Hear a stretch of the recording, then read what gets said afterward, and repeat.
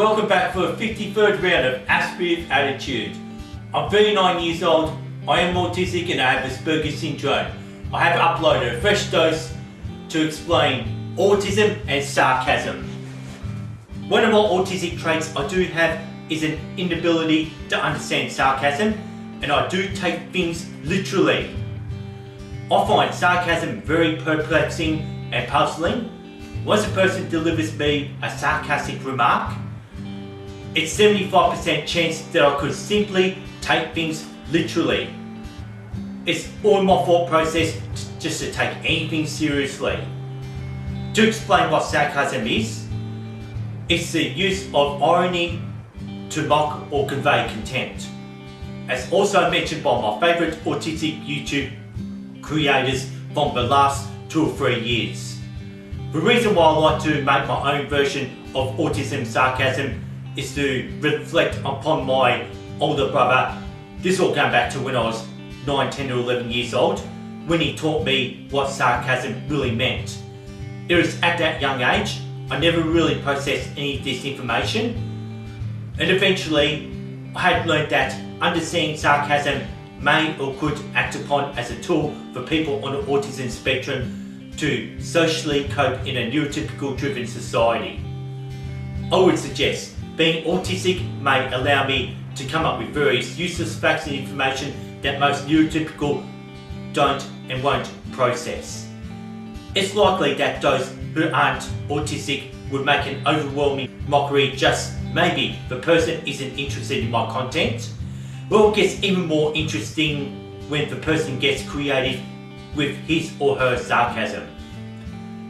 This could also meant to be funny. Well, my thought process could raise the alarm bells to get frustrated after being mocked rather than having the ability to laugh it off.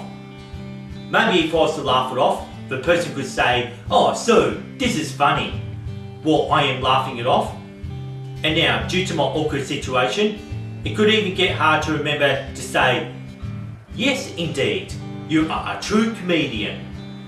Being on the autism spectrum isn't easy when there's an influx of people who are sarcastic.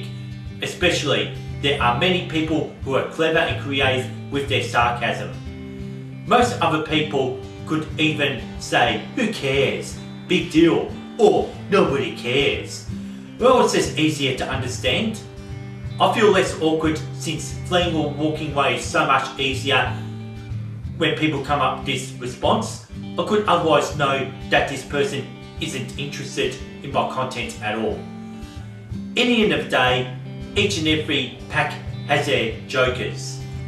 And it's common that people who are autistic would take anything way too seriously.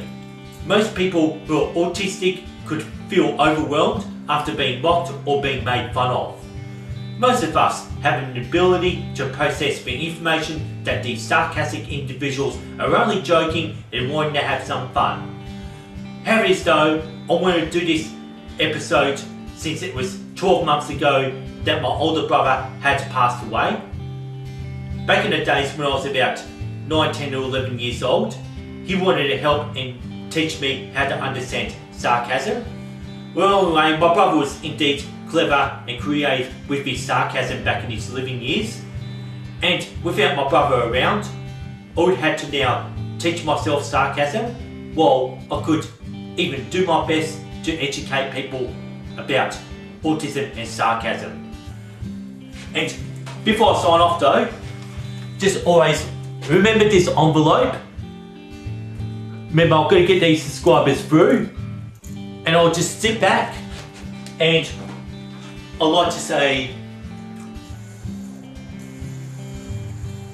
peace and respect from Aspie with Attitude. See you in the 54th episode.